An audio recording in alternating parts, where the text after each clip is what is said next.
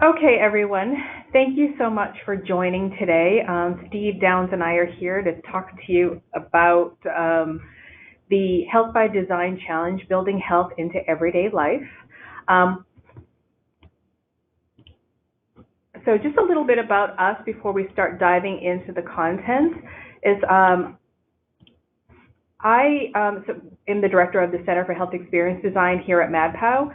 So we're a community we're over more than 600 professionals in health innovation, and we're a group of people that are coming together because we're interested in innovating in the health space and dealing with those more complex problems that take multi-stakeholders. We also have Steve here from the Robert Wood Johnson Foundation, which is it's a 45-year-old foundation that has really worked to improve health and healthcare. So they've been really working on creating a national culture of health that provides everyone in America a fair and just opportunity for health and well-being. And finally, we are also working with Health 2.0 Advocates, which is a 501c3 California-based nonprofit. So let's get into the content because I know you guys want to see what's happening. Okay, so first off, just a little housekeeping. So we're using GoToWebinar as our software, and that this is going to be an interactive session. So Steve and I will present for about 40 minutes to give you an overview of the challenge, and then we're going to answer your questions. However, if questions arise during our presentation, feel free to enter them into the chat box. You can see over on the right-hand side on the slide that where you put in your question and send it. So don't wait until the end to enter them. Please enter them as we go along, and we have time set at the end to go over that. And also at the end of the webinar, if there's something that occurs to you that you did not think about or you have a new burning question, feel free to email me at my following email address. That address is also on the website. So if you can't remember that, don't worry, just go to the web page and you can just email me directly from there. So this is who's presenting to you today. So I am the person on the right, Katherine Helmond, Director of the Center for Health Experience Design. And as I said, we also have Steve Downs, who is the sponsor of this challenge, and he is the Chief Technology and Strategy Officer for the Robert Wood Johnson Foundation. So we're thrilled you're here. So Steve, do you want to tell us about the problem you want to solve? Absolutely. Thanks, Katherine, and welcome everybody. So glad to have you on this webinar. I want to start with a little context and explain some of the inspiration behind this design challenge. So as Katherine mentioned, I'm with Robert Wood Johnson Foundation, where our mission is to make sure everyone in America has a fair and just opportunity to lead their healthiest life possible. And if you look at sort of how we're doing as a country, and you look at this graph in particular, you'll see that we're really not getting it right when it comes to health. So if you can see that this is plotting life expectancy versus per capita health expenditure by the 20 or so most industrialized countries. And as you can see, the US spends a ton of money on healthcare, far more than any other country, and is actually lowest in life expectancy. And I could show you other graphs that focus on different metrics, but the bottom line is still the same. We are not getting value for what we're spending. And there are a lot of complex sort of interactions and reasons behind all of this, but at a fundamental level, it's also fairly simple. And that is, it has to do with a lot with our lifestyles. And so I want to delve into this a bit and sort of use it as the inspiration for the challenge. So there's a school of thought that says that we're actually have actually created a modern life, either intentionally or inadvertently, for which we as humans are not evolved. Our species has not really yet adapted to cheap calories and unlimited fast food, hour-long car commutes, sedentary desk jobs, always on internet, and unlimited Netflix. And our bodies and even our spirits are starting to pay the price for this. And we're seeing this in terms of things like diabetes and depression and heart disease. And what's happened, and Katherine, if you could go to the next slide, is that it's actually become really hard work to be healthy in the US. It's like we're swimming upstream and the currents are getting stronger and stronger. And historically, technology has played a role in this. Typically, what you see with new, very powerful technologies is they become somewhat popular, and that leads to all sorts of infrastructure that gets built up around them. And then there are public policies that reinforce and shape them as well. And then ultimately, you get sort of cultural norms and really behavioral habits for people in their day-to-day lives. So if you think about it, technologies like cars, televisions, and smartphones have shaped everyday behaviors for us. And while they've brought magic and wonder and many good things, they've also made it pretty hard to be healthy. If you go to the next slide. So one of the questions is if the technologies of yesterday led us to relatively unhealthy routines, could the technologies of tomorrow lead us to healthier lives? So what if we had health and well-being as a goal? How would we design technologies that governed our everyday routines? So if you go to the next. So we want to try to imagine some different futures. We want to imagine how technologies could be used to support us and guide us towards healthier lives, to get to the point where the healthy choice on any given day is actually the easy choice, and it's the normal choice, the sort of culturally acceptable choice. So if you go to the next, we've sponsored this challenge with MadPow and Health 2.0 because it's one thing to talk about this in the abstract, to talk about how technology could be used to reshape everyday life in ways that lead to healthy behaviors and healthy lifestyles. But we want to actually really see what that could look like. We wanted to generate a lot of compelling visions of alternative futures, a future where we really do harness these technologies toward our betterment. So that gives you some background on the context and sort of the inspiration for this. And I wonder, Katherine, if you want to step in and talk about what we're looking for in terms of the designs. Yeah, so I'm going to talk more about very specifics about it as well. So we have 4 entry criteria that we're going to be judged against. First of all, while we want it visionary, we do want it feasible in 5 to 10 years. And I'll talk a little bit more about that. We want solutions that change the entire environment that we're in, so not just these little piecemeal things. We want solutions that span multiple parts of a system. And you can either think specific or broad, and that goes into our 2 different prizes we have available. So feasible in 5 to 10 years. So we're really looking for solutions that are speculative.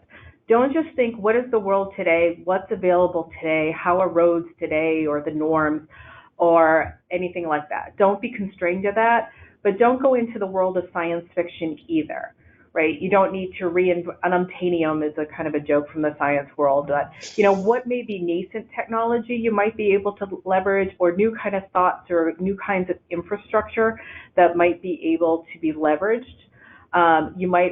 Doesn't have to be an infrastructure changing, but you might want to consider things like street design or public policy or zoning regulations.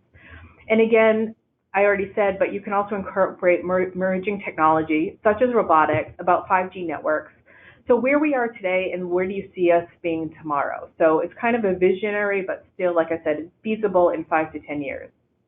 Yeah, and so I would just add one way of thinking about this is it may be technologies you see today, but imagine them working better and faster and cheaper and much more seamlessly with fewer hiccups. Or it might be technologies that are sort of in the lab at the moment, but not really ready for prime time. But it's reasonable to think that in 5 to 10 years they'll be commercialized. So the second entry criteria we have are we're looking for solutions that change the environment. So instead of prompting people to overcome the biases towards unhealthy choice, we really want to aim for solutions that change the environment. So as Steve said, the easy choice is the healthy choice, not like I just walk past McDonald's and grab something because it's quick.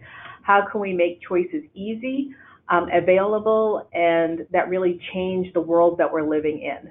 So for example, if you had posters in an office building, it might remind employees to take the stairs is one option, or you can also do new building requirements that encourage architects to design appealing and accessible stairways to make physical activity the default. So there's small little things you can do, but there's also really big infrastructure things that you can do. Yeah, and I would just add that I think this is really a really important distinction is that we're not looking for ideas around how to motivate people to behave differently or how to give them the right information at the right time to help them make a good decision. It's about actually sort of leading them to those good decisions and guiding them. And there's an example that I would use to analogize a bit is if you think about Tesla and electric cars.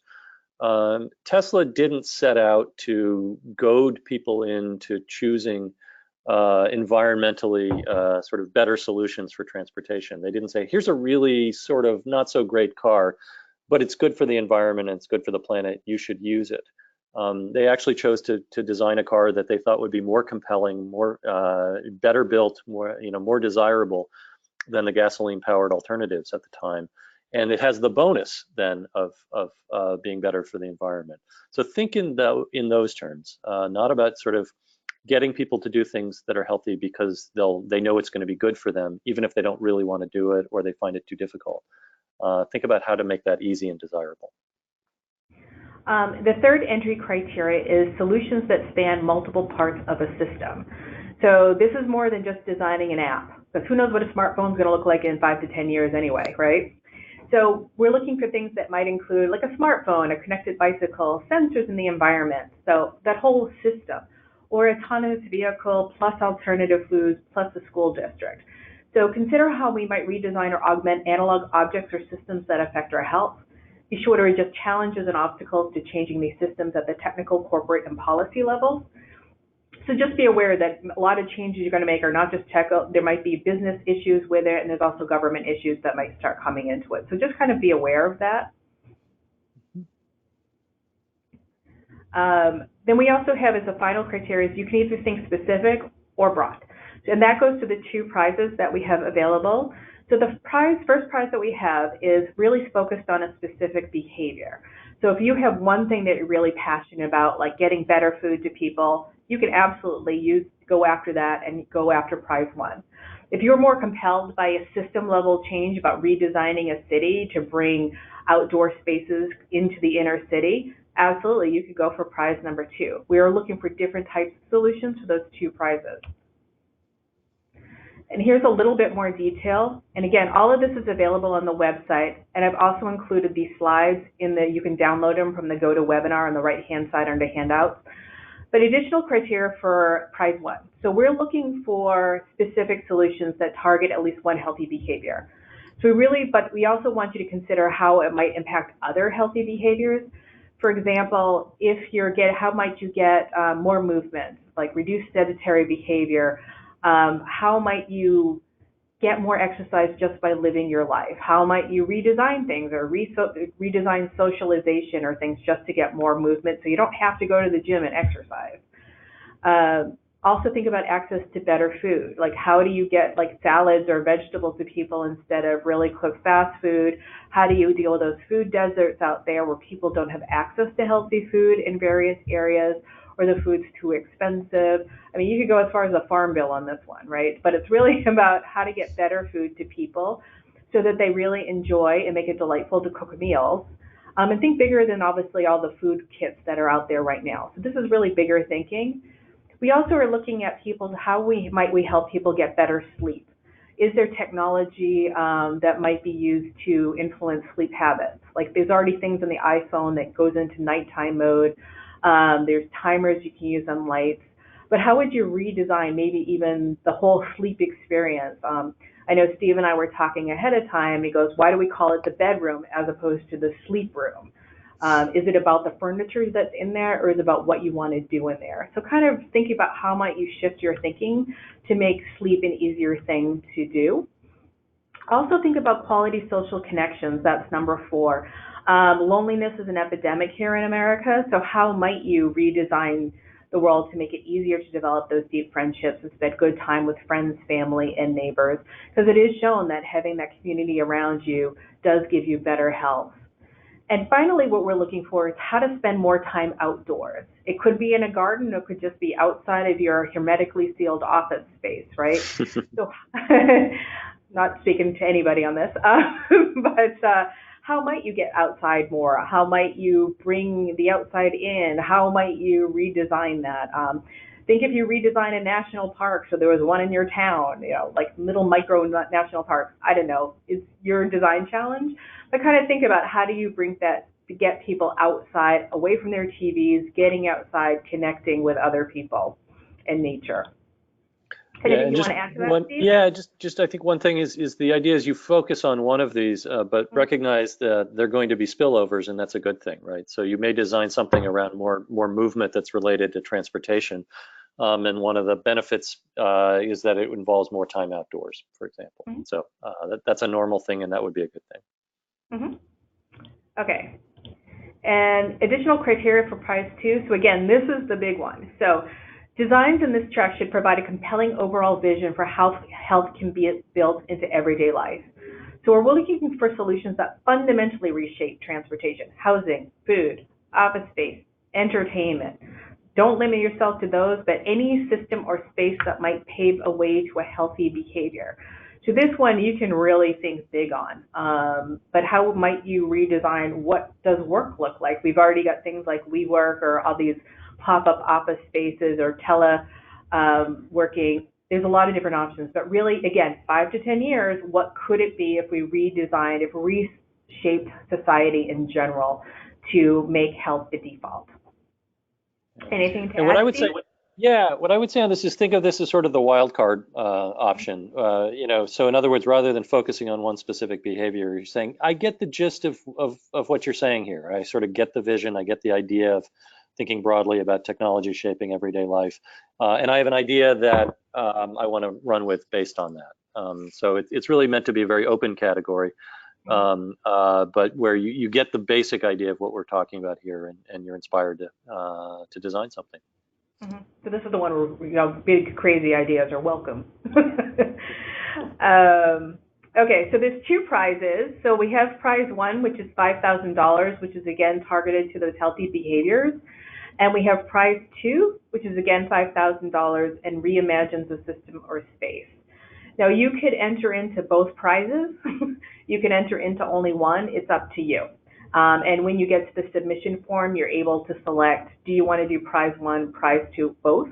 You could come up with separate solutions. If you have a solution for prize 1, you could submit that. And if you have a different solution from prize 2, you could submit that as well.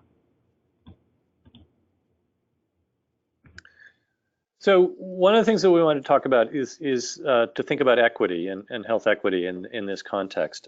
At Robert Wood Johnson Foundation, health equity is core to everything that we do.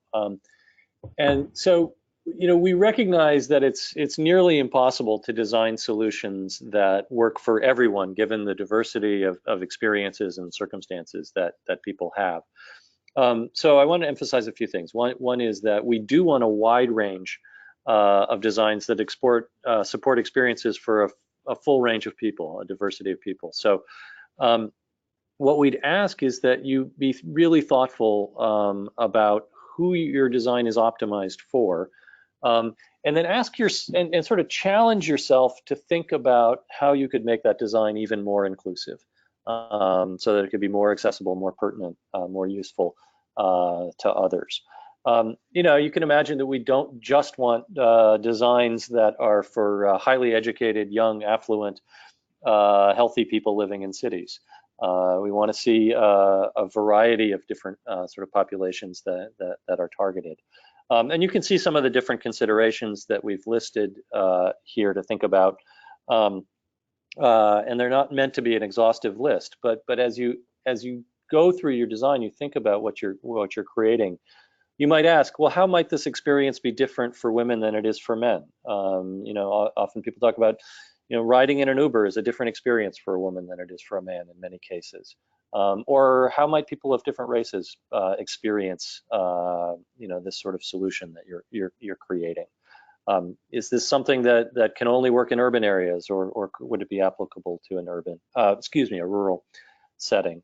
But really, what we want you to do is to be thoughtful and intentional about this. There's no sort of right answer on this. It's more that we want you to be able to think about this and be, as I said, intentional in your designs.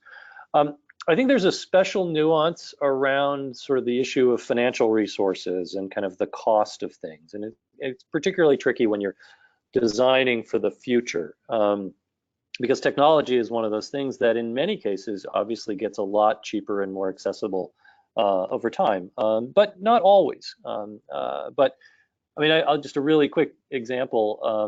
When Mark Andreessen invented the web browser back in the 90s, it only worked on very high-end workstations that you could find at research universities.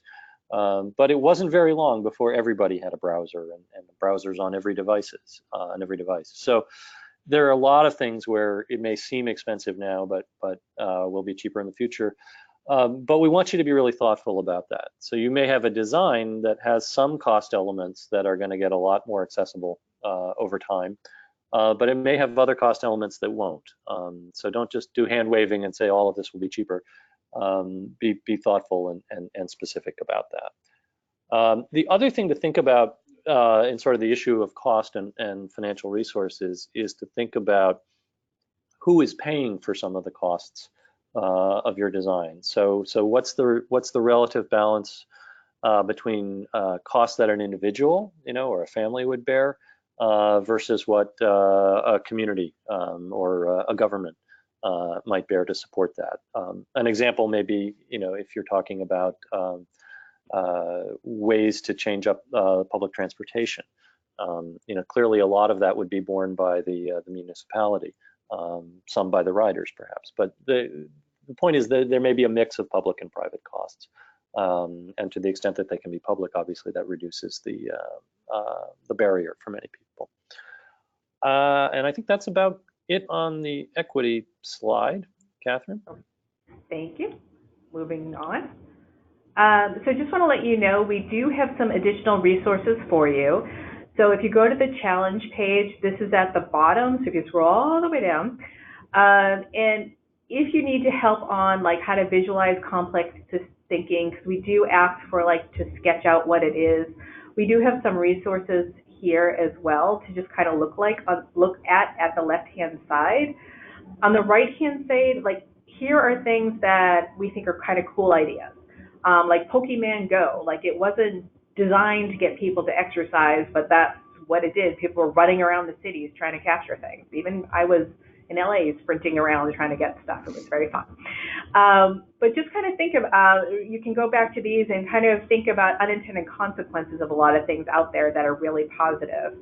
But that's just an inspiration. Again, there are many other things out there. We just wanted to give you a taster.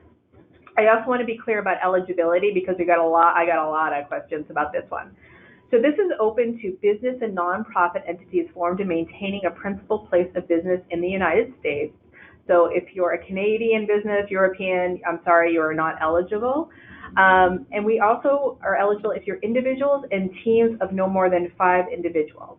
And the named team members have to be citizens or permanent residents of the United States, and they have to be the legal age of majority. So you have to be old enough to be able to sign a contract. So I know a lot of international students were asking me questions, but we are requiring that people be citizens or permanent residents of the United States in order to participate.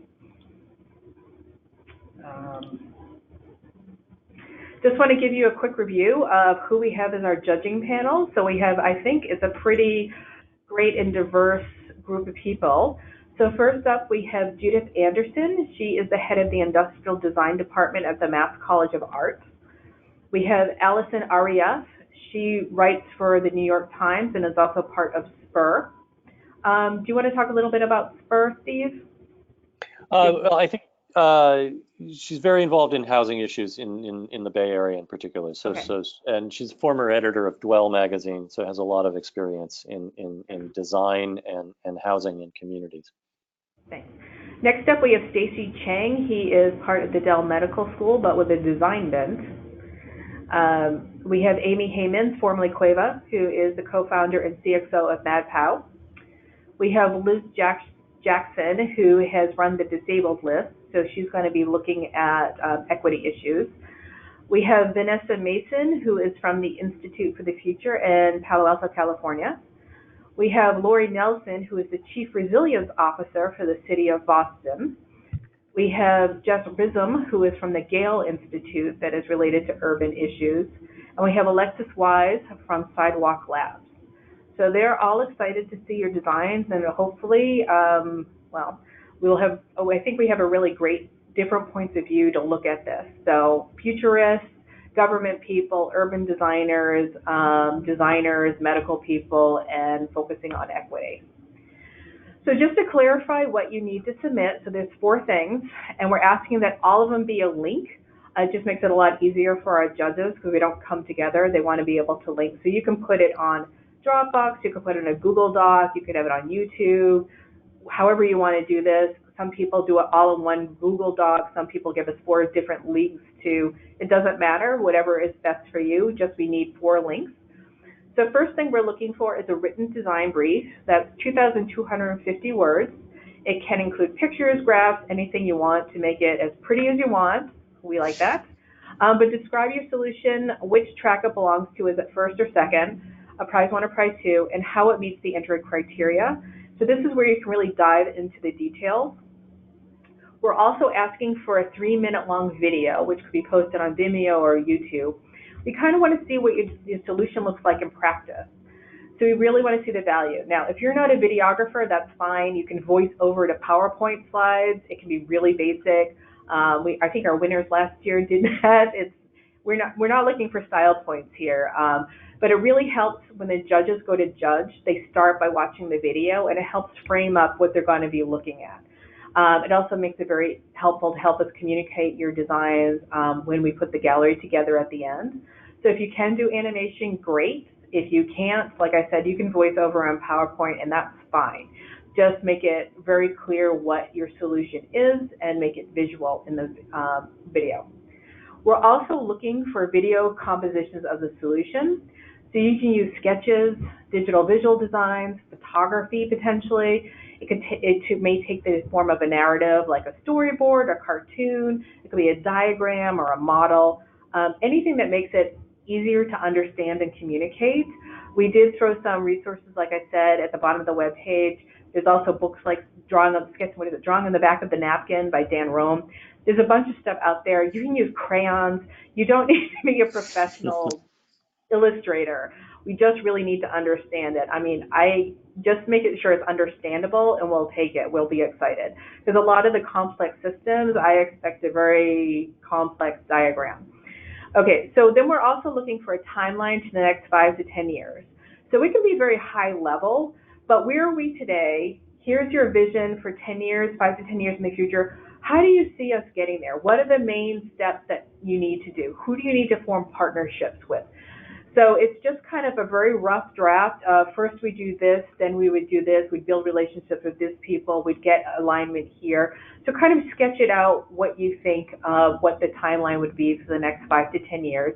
And that can take in any form you want. It could be a sketch. It could be a bunch of bullet points. But just really talk to us, how do we get there from here, as my grandfather used to say. Do you want to add anything to that, Steve? No, I think this is great. Nope. Perfect. Okay, so submission deadline. You have all summer to go to town on this one, like all summer. Don't let this creep up on you. So you have until August 31st at 11:59 Eastern time, and we are hard on this deadline. I will be staring at my computer watching things come in. Do not submit them late because we will not take them. And once you submit, that's it. You can't update it. You can't say, oh, I forgot something, I did something. You can only submit it once. So just be aware, but you've got a lot of time, okay? So what you can do next is go visit the center's website, centerhxd.com. A lot of this detail is in here. There's even more information on the website. If you're still on the fence about whether you want to participate or not, just let us know. It really helps us to, we're looking to collect your name so that I can send you reminders when you get distracted in the summer to say, hey, August 31st is coming. So if you've already filled it in, great. But if you haven't, just fill it. It's on the web page right in the top. And then if you could share the challenge, we're trying to get some buzz going so that when we are able to announce the wins, that there'll be a lot of excitement around this. Oh, I just realized I did not say. So the winners will be announced on October the 16th.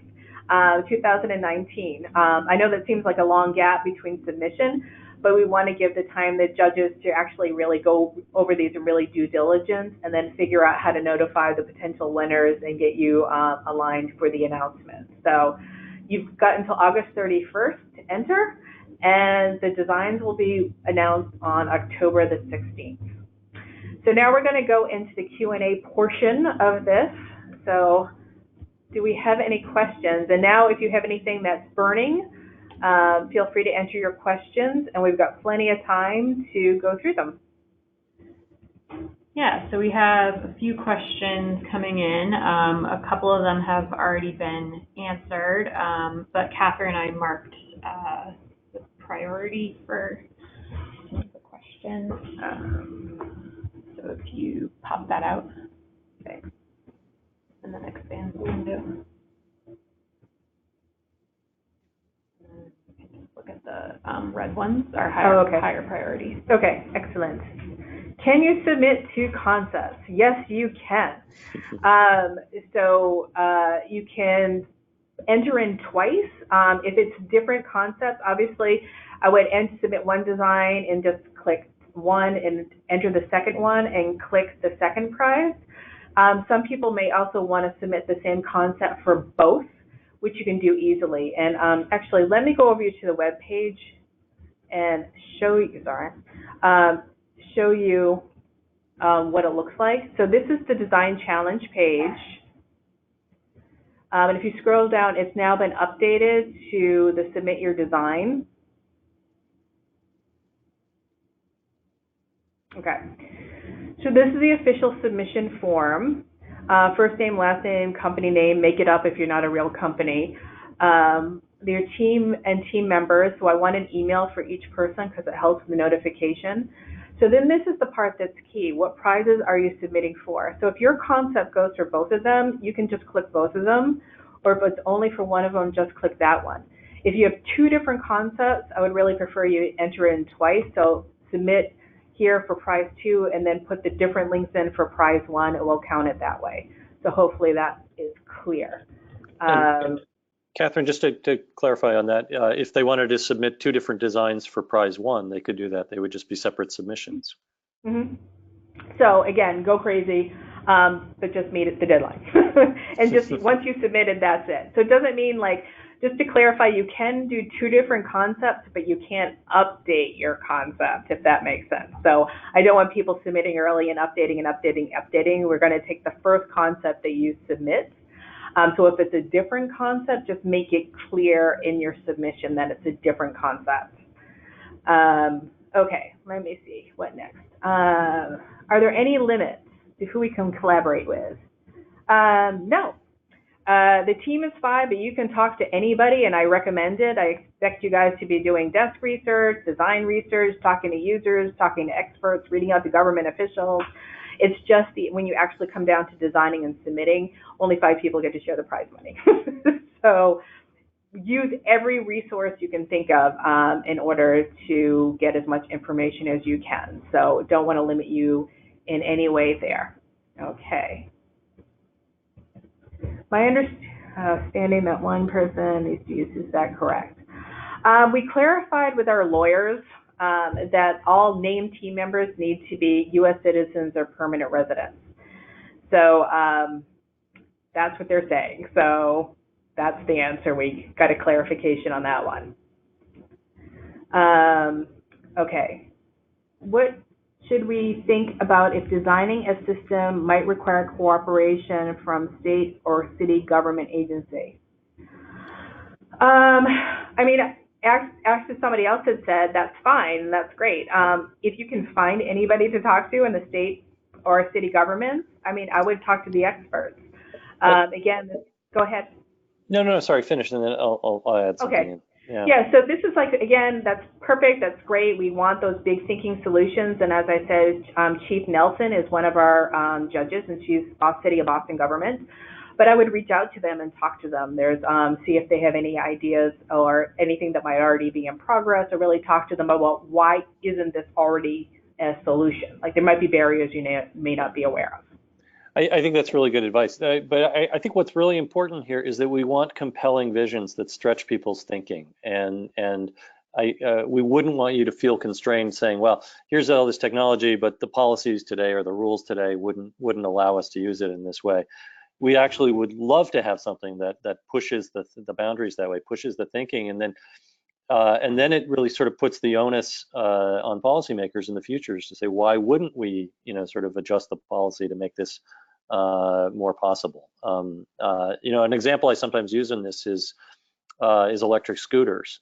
There's some folks who are saying, oh, scooters are a menace, they're dangerous, and part of the reason is that because the infrastructure and the rules have not yet adapted to take full advantage of that technology. And so in your designs, I would assume that the policy changes necessary happen in order to make something work. And as Katherine said, it's good to learn about what some of the barriers may be to changing that, but we don't want to be constrained by well, this is the infrastructure and the policy we have today, so the design won't work. A lot of unintended consequences from policy. So there may be these policies that might be a barrier to solution, but by flagging it, it may be something that there's really no reason for the policy. So don't be limited to how the world is today. I can read the next question here. So we have one about prize one. Do we need to target one of the healthy behaviors from the list that was presented, or is it open to other behaviors as well?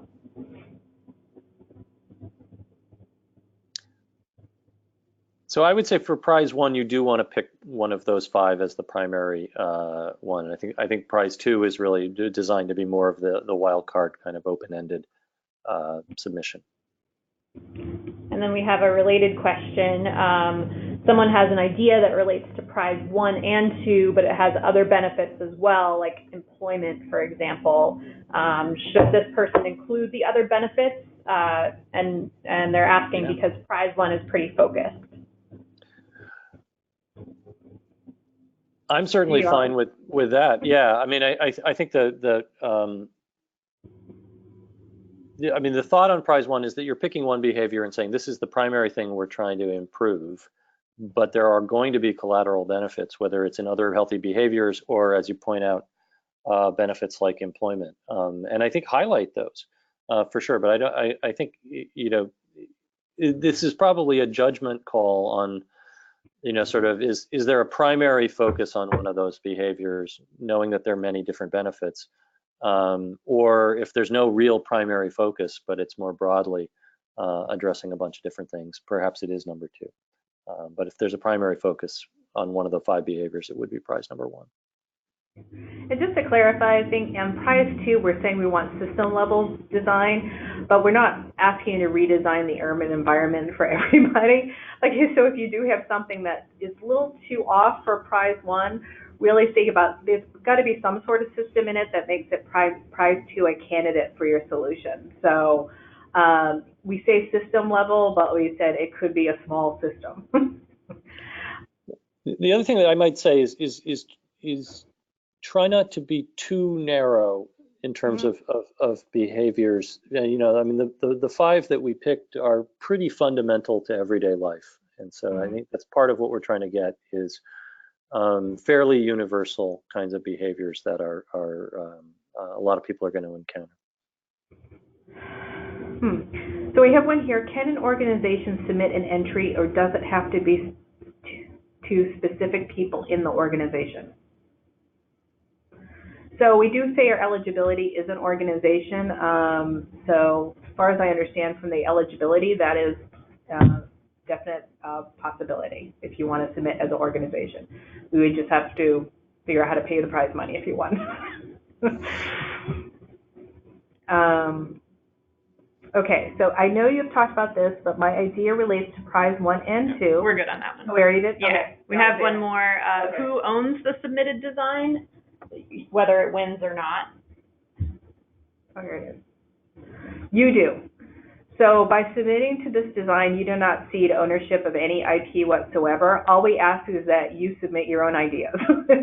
So as long as it's your IP, you can continue to own it. So you don't lose anything by submitting, but it will become public. So just keep that in mind.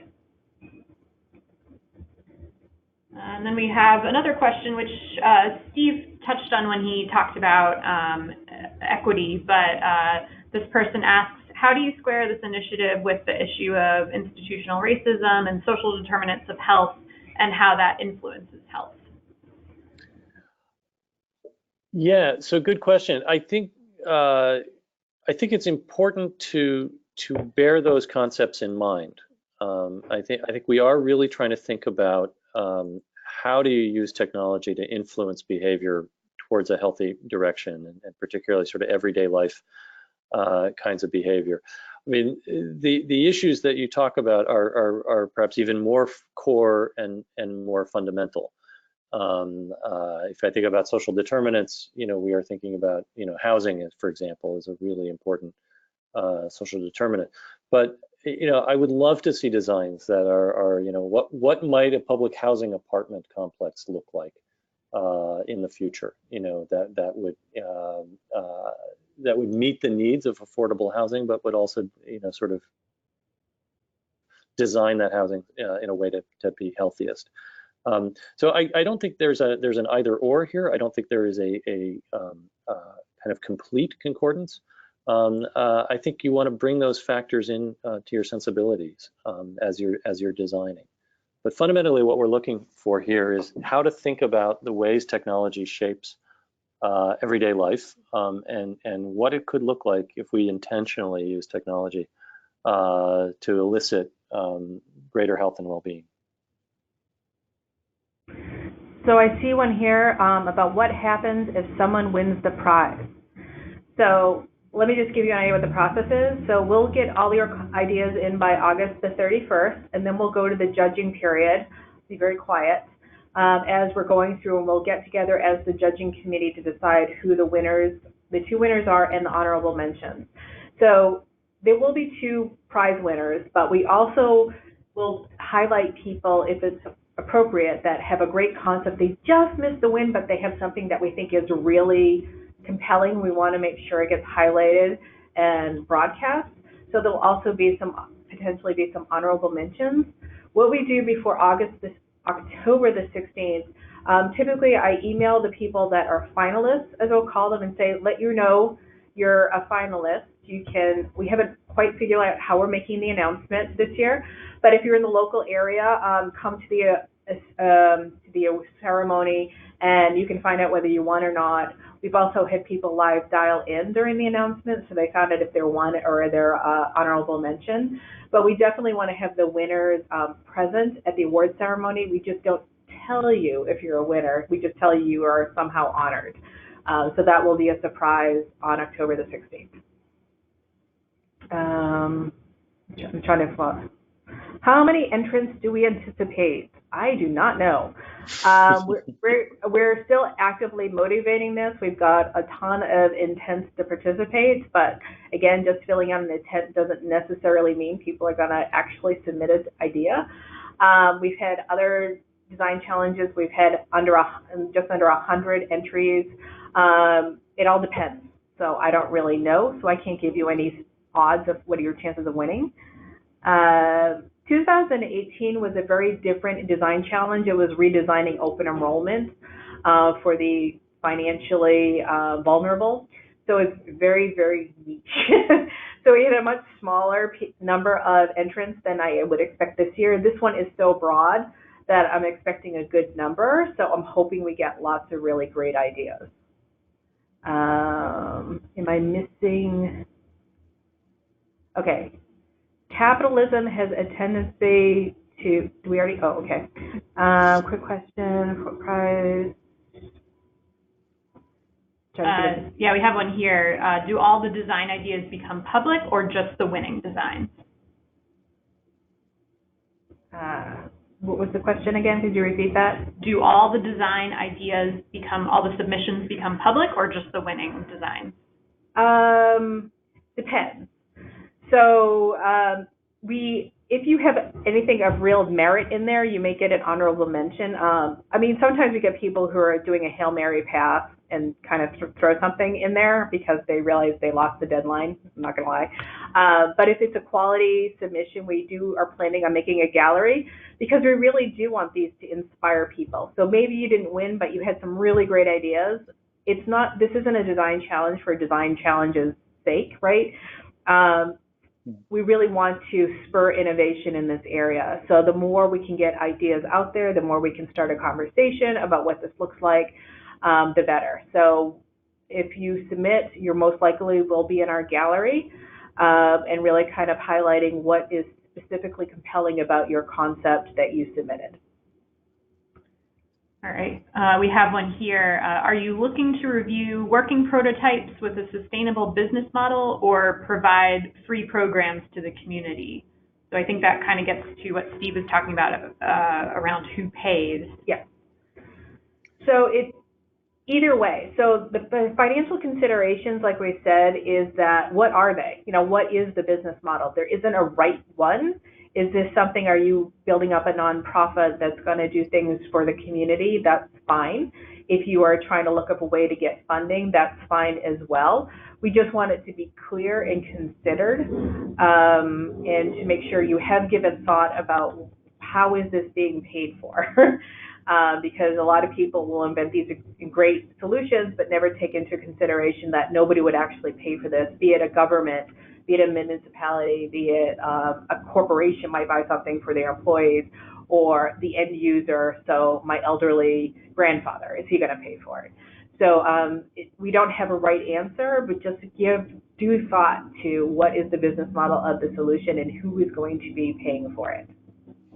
I'd agree. I think it's important to think that through, and at the same time, remember that the point of this is to push the thinking and to push the visions and to really inspire people to say that's the future we want to work toward. And so we don't want you to be so constrained by is there a business model given the industry structure today, or is there a business model given the way policy is today? So it's finding that balance. Let's see. When incorporating psychological/emotional aspects/boundaries of health into idea submissions, be encouraged or discouraged? I would say it'd be encouraged. I mean, emotional health is also important. Like the reason you're going outside, it helps you emotionally as well as physically. So health is a very holistic. We're talking mental health and physical health. So if there is an emotional or psychological thing that comes out of it, again, I'd ask you to really clarify the impact in your solution. Yeah, and I would just add on to that. If you look at the 5 behaviors identified in prize 1, actually all 5 of those have been shown to improve mental health. So certainly improving mental health is a part of this. The one, I wasn't quite sure what the question was getting at, but I think the one thing that I also wanted to then repeat is that we don't want the design necessarily to rely on sort of persuasion of people to take actions, by prompting them with information or motivational messaging or that sort of thing. I mean, it really is much more about change the environment. So I do want to make that distinction. Mm-hmm. And just want to repeat it because I know that got another question about the IP rights. Again, as long as this idea submitted are your own IP, you continue to own that IP. You don't lose anything by submitting this. We don't take any ownership. MadPow doesn't. RWGF does not. You continue to own the IP. Just make sure it's your IP when you submit it. And again, the concepts will be made public. So just be aware that that's going to happen. But you do own everything. You don't give us anything. Even if you win, you give us nothing. Do you want to know about the design process? I mean, it is helpful sometimes, but you have a limited amount of words. But if you did reach out to some really interesting people, or why is this valid research? So if you want to speak a little bit to like maybe the design research and things you did, that's helpful to understand why you're saying that this is the solution. But that's up to you on how you want to present your solution. Let's see. Okay, when addressing the equity considerations, target market, who is paying, etc., where should that information be included, the slides or the type submission? Either way, I mean, it should hopefully be transparent in your solution. So when you're describing it, is this a government program? It should just kind of be part of the design. So I'd expect it kind of everywhere in the video, just because when you're talking about things, it should arise as you're designing the solution that if people are getting an app or they're getting this super kitted out bicycle, like where's this bicycle coming from? Or it just should be in design written in there. It doesn't have to be called out like a specific bullet, but definitely how this is working in the system should talk about this kind of stuff in that description of the solution. Okay. For the system level challenge, is it okay to integrate multiple systems in the design, or is it better to submit different submissions? I'll say something, then I'll let you take it, Steve. So yes, you can do multiple systems, but don't try and boil the ocean. I mean, you can try, but don't get too big. So if there's like specific things you want to do, like urban transportation or rural food, don't try to make it one gigantic thing. You can do multiple submissions, but they have to be discrete and don't overlap. So if you do have different ideas, like I said, and you could submit them separately. Do you have anything to say to that, Steve? Yeah, I guess sometimes the way I think about it is in terms of how it may support experiences, and often those experiences are going to touch on multiple systems. So I think particularly with Prize 2, it's intentionally open, and I think Catherine's giving good advice about how to make it practical as well. But I think part of the key there is to not be too rigid about the boundaries. Is RWJF looking for concepts that create a culture of health? What about tech submissions involving animated media projects to change behavior? Do you want research data on prototypes? I'm struggling a bit to understand the question. So RWJF, our vision is of a culture of health, and actually you could argue that this contest is about fleshing out the role that technology can play in creating a culture of health. That's really what has motivated this, is to think about the way that technology influences health, and how technology could be harnessed to create a culture in which the healthy choice is the easy choice and healthy behaviors are normal and common. The question around animation and messaging and research data, I'm not really understanding, I'm afraid. I think this is less perhaps about trying to read into it a bit, less about how do you get good health messages into media, because I think again that's often sort of working at the level of how do you persuade people through emotions or through logic or through facts, and more about how do you design experiences that elicit healthier behaviors. So that's my best read on that question. I'm sorry. Yeah, I don't know how to phrase it. It's like these aren't behavior change. It's more like how does behavior not have to change or something. It's like Steve mentioned the whole swimming upstream kind of thing. It's like I can't even explain it coherently, but this isn't a behavior change project. We're not asking people to change. We're asking people for the environment around them to change so they don't have to. So they can just go about their business easily and they're naturally healthy. Yeah, the metaphor I sometimes use is if we're all swimming upstream, this is not about helping people swim harder. It's about reversing the direction of the river so that they're not swimming upstream anymore. A question here. Yes, we are recording this website. So just this webinar. So we'll be putting the recording on the challenge webpage. So it'll probably take me a day to edit and get it up there, but it will be available. I'll also post the slides up there that we went through. They're also available in the handout section, so you should be able to download them now. But again, it's there. The one thing I want to bring up, nobody's asking this, but I know I got questions when I was talking about this to other people. Steve, what's going to happen with the solutions? Anything? You know, I think part of it is getting them out there, and I think you know, we are trying to have this conversation in the tech world about how life could look different, and so I think a lot of it is about trying to create some inspiration out there. But I think one of the things that we hope will happen. That one of the things that we hope will happen is that people will see the designs and actually contact some of the submitters and talk about where they may go. But fundamentally, this is about trying to push the conversation about what's possible, and use these designs to inspire and further that conversation. Okay, so we've got about 2 minutes left, so I just wanted to wrap up and say thank you so much for attending.